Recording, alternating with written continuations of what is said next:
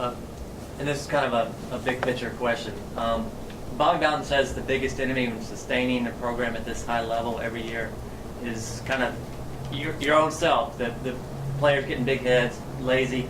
What do you find the biggest challenge to just keep it at this level year in and year out?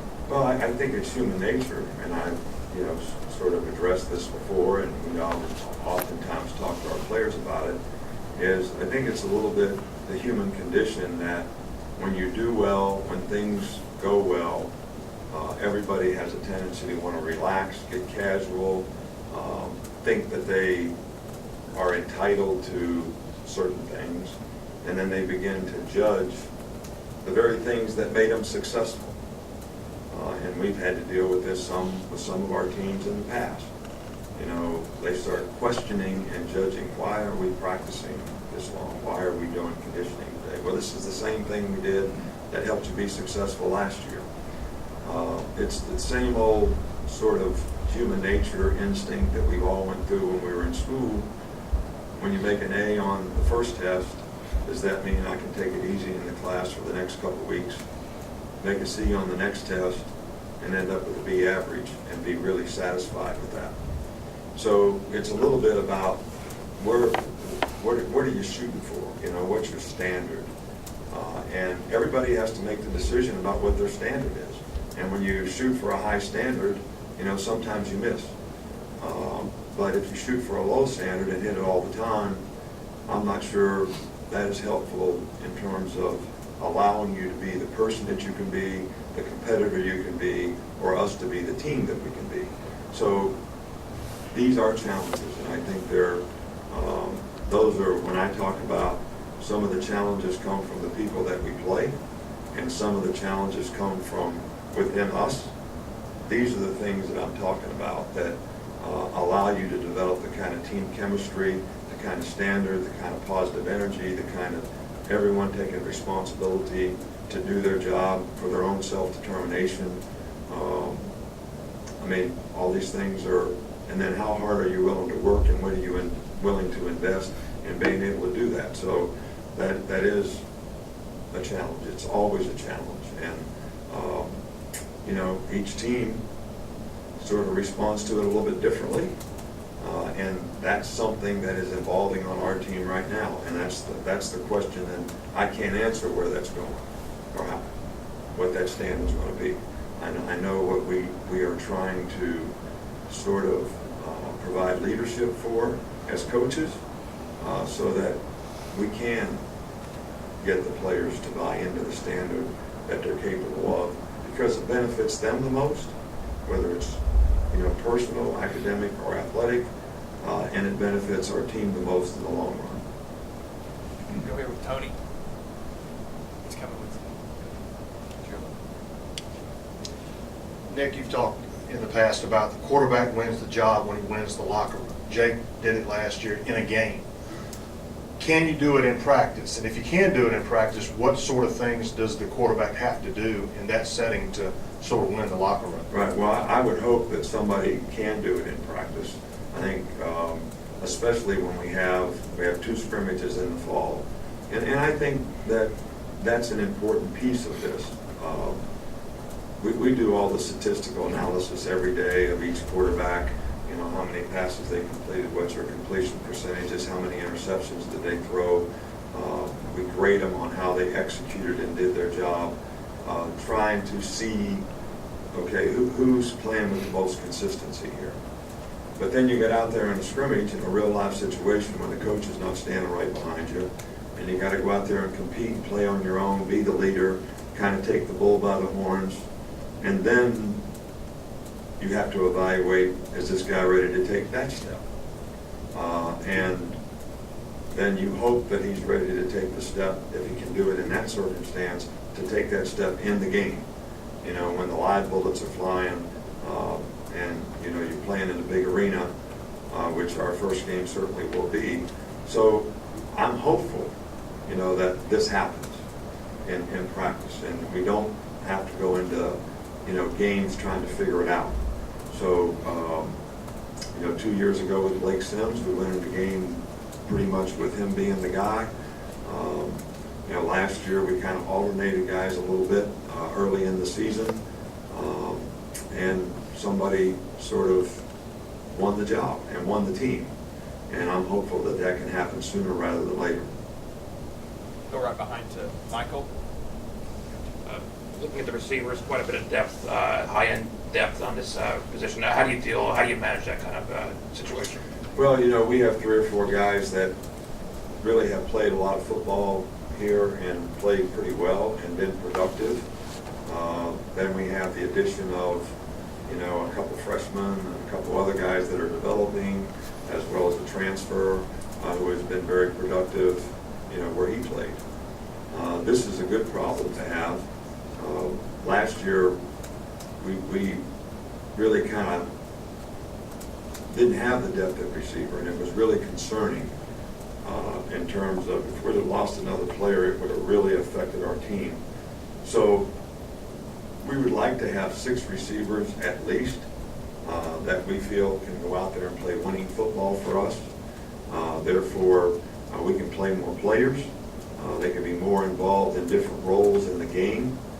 We can actually save and alternate our players so they don't get tired in the game, especially when you go no huddle. Most of these no huddle teams, if you watch them, they sort of, you know, alternate a little bit. You know, they're skilled players because it is a stress on them. You know, they run a takeoff route 40 yards down the field. Sometimes they come off and somebody else goes in for them.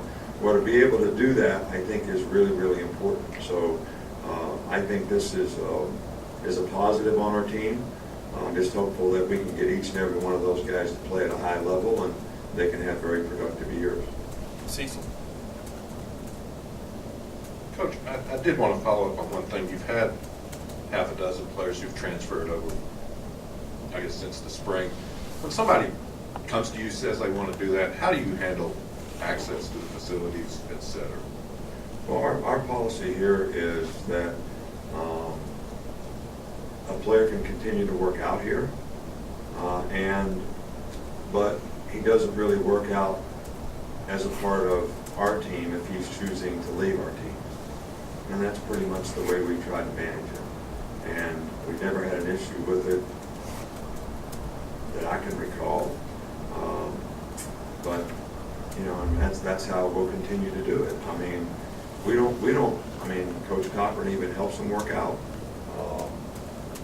So, you know, we don't take an adversarial position. We do try to look. There's never been a player that has left this program that I haven't tried to talk into staying. Not one. Because I really do think it's in the best interest sometimes of a player, you know, to overcome the adversity that he's faced with. And I understand there's a lot of pressure on these guys sometimes externally, and they get a little fearful of their future, and that creates a lot of anxiety. And sometimes they think that changing environment actually is going to help that. In most cases, I don't know if it does, but you know, so, but I understand that. I fully understand that. And I think sometimes patience and development is something that if a player could just focus on doing the things they need to do to be the best that they can be. We've had 3 speakers here, and each one of them, their message in 3 nights of speakers, all former players, all guys with different circumstances in their life and different issues. But everyone, the topic was basically focus on the things you need to do to be the best you can be, personally, academically, and athletically. And don't get concerned about what happens in the future, because the only real self-gratification you get is knowing you did your best to be the best you could be at what you're choosing to do.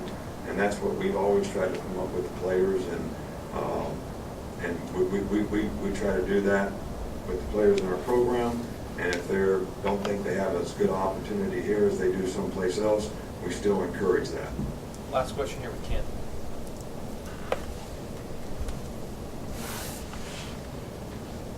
In a couple years past, You've talked about the wide eyes on some freshmen. I wanted just to get your first impression on this freshman class, and also, what does it say that they all, did their part academically and qualified and are here? Because some guys had further to go than others. Right, well, we're sort of excited about, this freshman class. But again, I don't like to specifically put expectations, on these guys. I think a lot of people put expectations on freshmen when they come in because they were 5 stars or whatever, 4 stars, and we say they're going to make an immediate impact, which I think this expectation sort of, creates some of this fear of, am I going to be able to accomplish to the expectation that's created through no fault of their own, but relative to what other people sort of place on them. And again, we go back and try to emphasize, look, this is all about developing. We want to try to help you develop to be the best player that you can be. Your ability to focus, the maturity that you can sort of learn the importance of paying attention to detail and doing things correctly, because the competition is a little better. So the importance of doing things correctly sort of gets accentuated a little bit. And some guys respond really well to that and develop very quickly and are able to make an impact. Other guys have more difficult time with it. But in every case, we're going to take the player where he is and try to help him develop. And, I see some guys out there that I think will make a contribution to our team this year. Like we had, I think, 4 guys last year that made really true freshmen that made really significant impacts on our team, and probably another, at least half a dozen or more guys that played a lot. So, and I think that the same thing, will probably happen, this year. But the one thing, and I guess things change pretty rapidly, but I remember when I was at Ohio State, and this was 35 years ago, something like that. Woody Hayes was not the coach, but he had made a statement, because in those days freshmen weren't eligible. When I played, freshmen weren't eligible. And I remember a statement that he made: for every sophomore we start, we'll lose 1 game. So in 35 years, that's how much more quickly people have matured, so that they can contribute, like immediately, and that becomes the expectation. And I really do try to get our players to focus on, look, I'm working to be the best player I can be and develop to be the best player 3 years from now. And even if you play as a freshman, even if you start as a freshman, that still should be your goal, right, is to, if you want a future as a football player, which means to some degree be able to play at the next level, that's when you're really going to get evaluated. So that's what your goal should be. Every day, every play, and what you do. Okay, Coach, thank you. All right, thank you.